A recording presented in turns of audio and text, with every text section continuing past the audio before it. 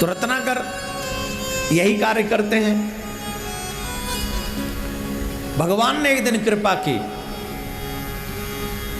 और देवर्षि नारद को उनके साथ, जिस रास्ते में रत्नाकर है वहीं से देवर्षि नारद भ्रमण करते हुए भगवान का भजन करते हुए निकले।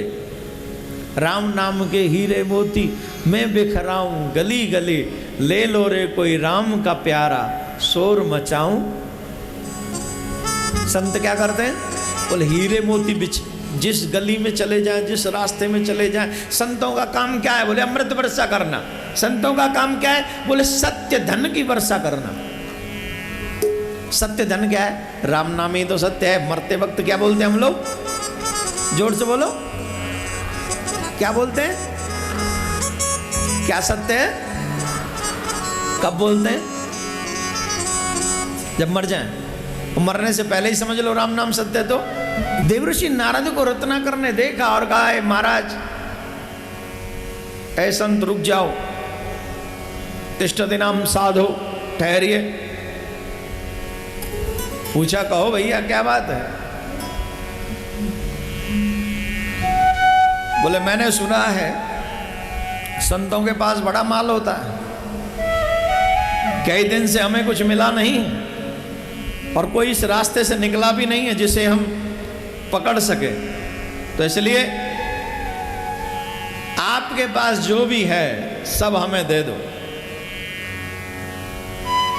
आजकल भी काफी लोग चर्चा करते हैं, इस महाराज के पास इतना है, इस महाराज के पास बड़ा है, महाराज बड़ा माल है इन महाराजों पे। मुझे भी कभी कभी सुनने को मिलता है और ये सारे कमेंट वो करते हैं जिन्हें जो कभी मिले ही नहीं है महाराजों से, मालूम है आपको? अगर हो भी तो कितना अच्छा बात है कि धन उन पे है जो धर्म को आगे बढ़ा रहे हैं। धर्म उन पे नहीं है, धन जो अधर्म को आगे बढ़ा रहे हैं। कई बार चीजें आपके हाथ में नहीं होती, हाथ से बाहर होती हैं, वो मजबूर हो जाता है इंसान। नारद जी ने पूछा, ये सब तुम कर किसके लिए रहे हो? बोले महाराज मेरे परिवार के लिए। बोले इतनी मारकाट किसके लिए? बोले परिवार के लिए। नारद जी ने बहुत प्यारा क्वेश्चन किया, रत्नाकर एक बात बताओ, ये सब मार काट लूट चपट ये सब करते हो, ये जितना पाप करते हो, इस पाप में क्या तुम्हारे घर वाले तुम्हारा साथ देंगे?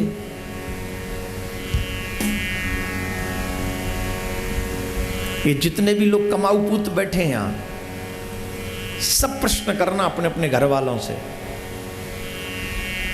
कि जैसे भी मैं कमाता हूं, चाहे रिश्वत लेके, चाहे किसी का लूट के, आजकल देखते हो यंग बच्चे चेन खींच के भाग जाते हैं, पर्स छीन के।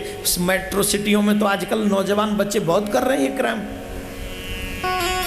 माँ बाप समझ रहे हैं हमारा बच्चा पढ़ने गया और वो बच्चा कुछ और ही पढ़ाई पढ़ रहा। आजकल तो सीसीटीवी कैमरे लगे हैं हर जगह, उसमें आ भी जाते पर वो फिर भी पकड़ में नहीं आते, पता नहीं कहां चले जाते। राधे राधे बोलना पड़ेगा, जोर से बोलना पड़ेगा भाई। अधिकांश नौजवान बच्चे क्राइम कर रहे हैं इस समय, वजह माँ बाप की कमजोरी है। माँ बाप ने उनको सही दिशा नहीं दिखाई।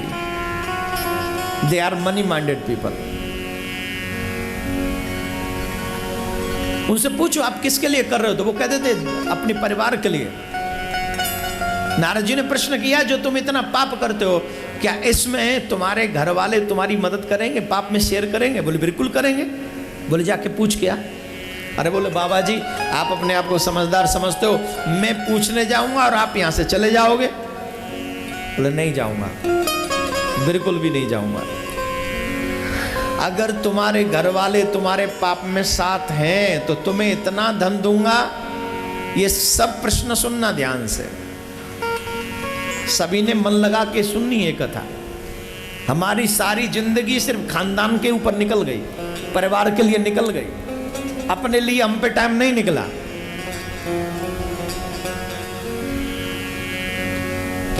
मैं ये नहीं कहता कि आज घर छोड़ के बाबा जी हो जाओ, लेकिन जितना टाइम दुनिया को दे रहे हो उसमें से कुछ टाइम अपने लिए निकाल लो, जो टाइम तुम्हारे साथ जा सके। रत्नाकर ने कहा कि बाबा जी आप चले जाओगे? बोले बिल्कुल नहीं जाऊंगा, कहीं नहीं जाऊंगा, यहीं रहूंगा। अगर तुम्हारे घर वाले तुम्हारे पाप में साथ है तो तुम्हें इतना धन दूंगा जिस धन को पा लेने के बाद तुम्हें ये सब दोबारा नहीं करना पड़ेगा। और अगर वो नहीं माने तो तुम्हें वो करना होगा जो मैं कहूंगा। बोले मंजूर। जाओगे नहीं इसके लिए? बोले मुझे पेड़ से बांध जा। नारद जी ने अपने आप को पेड़ से बंधवा लिया। यह है साधु की साधुता। अगर दूसरों का भला होता है तो वो अपने आप को बंधवाने में भी नहीं हिचकिचाते।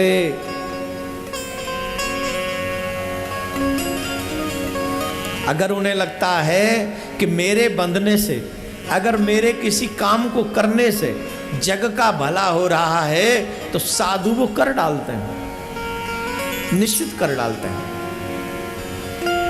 बोले बांध दिया। रत्नाकर अपने घर गए, पत्नी इंतजार कर रही है, अभी तक आए नहीं।